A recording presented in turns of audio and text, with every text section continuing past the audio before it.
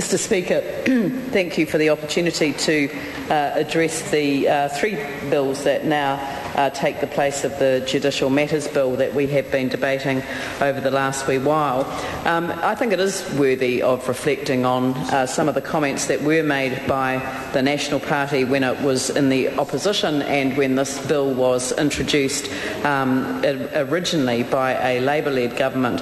And I know that people do change their minds, and after considering all of the facts and taking into account a consideration of advice both from officials and perhaps from submissions that have been made, one can understand that a party may in fact change its position, and it is something that is to be encouraged. I think listening to people, hearing the evidence, considering expert advice, all of those things ought to lead a minister or a government of any colour to be willing to take into account those matters and to in fact adjust the position so that it is reflective of a sensible policy position rather than one that is not substantiated by evidence. And I mean, national standards would be a really good example of where that hasn't happened. But on this occasion it has happened, but the government has gone completely to the opposite extreme. And at no stage have they actually given us a clear exposition as to why they shifted from one to the other. And there is a point that I'll just follow on from Simon Bridges, who was addressing this point just before, when he talked about the numbers of judges and having to increase those. And I'll just simply quote back the statement made by Chris Finlayson before he was the Attorney General, where he stated, and this was with respect to associate judges, although National has great respect for associate judges and the work they do, simply increasing their number is not the answer. Reforming the civil justice system is the answer. And I would support that. I actually do agree that we do need a substantive reform of our civil justice system, and it is something that certainly I am working on from the Labour Party perspective.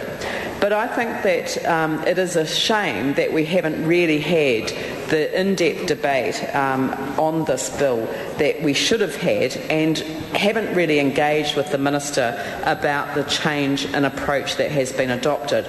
So, for example, when National started with this particular legislation from a position of opposition, is that they completely opposed the bill. They voted against it, they spoke against it, but more so, they actually were quite derisory of the type of legislation that this piece of legislation represents. And let me just read this quote from, again, the Honourable Chris Finlayson at the time that he was the opposition spokesperson. The Labour Party approach is illustrated by this foolish legislation.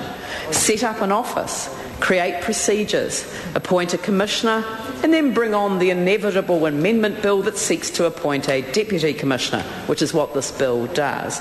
The next thing we will have is a registrar, a council of worthies, hundreds of bureaucrats, and lo and behold, a culture of complaint being encouraged and nurtured. There are plenty of litigants out there who, having lost their cases, will personalise them against judges. They are encouraged by this ridiculous regime to make complaints. Of course, judges can be rude, grumpy or discourteous. In many cases, one can hardly blame them, given the quality of submissions they have to hear from lawyers.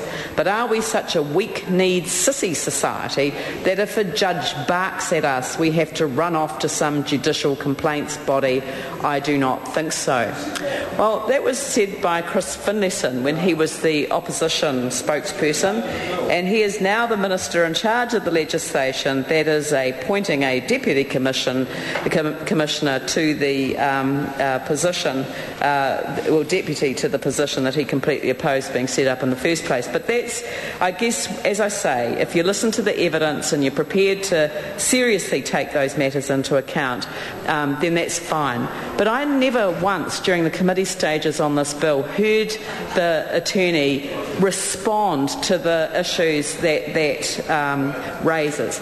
And I raised this issue in the committee stages, and I want to put it back on the record because I would like a National Party MP to respond to this, because I made the comment that Chris Finlayson's comments were the comments of a true list MP, because as a constituency MP, nobody could possibly say that by having no complaints procedure for judges would be completely inappropriate and would actually lead to more problems, as it used to, than previously was the case. So let me give the example of men's groups picketing outside judges' houses. Is that really what the National Party would have liked to have seen continue?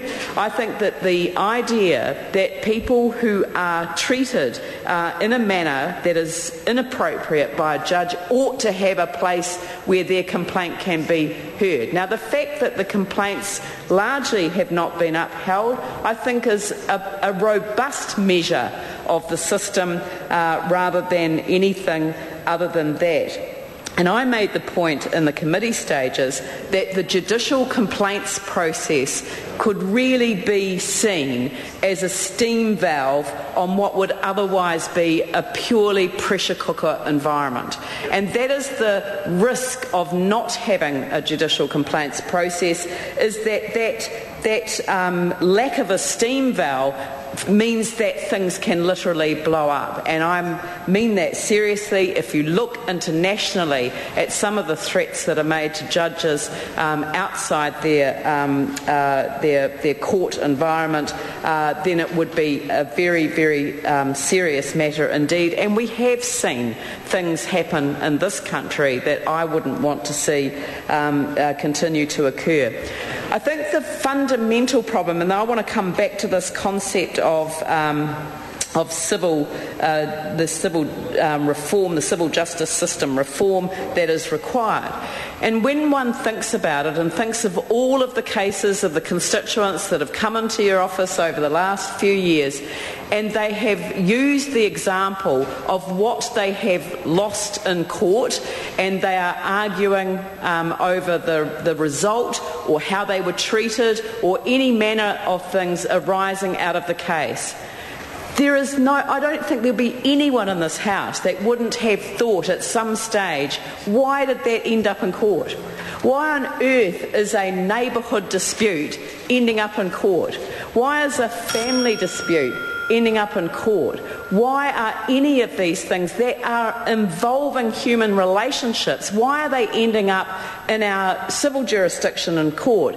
And it says to me that we need to be doing something a little bit more reflective around the idea of community mediation, and maybe even the idea of a community judge or the community courts that were mooted, I think, in the 2004 report of the Law Commission on access to justice for all. So I'm really raising this because I think that although the attorney hasn't responded to what's brought about this change of heart, I really do want to agree with one element of what he was saying at the time when he opposed the bill, which was we do need this revisiting of our civil justice system, and we need to look at whether we can do better for New Zealanders as a whole by extending those principles of community mediation and community justice in a holistic way.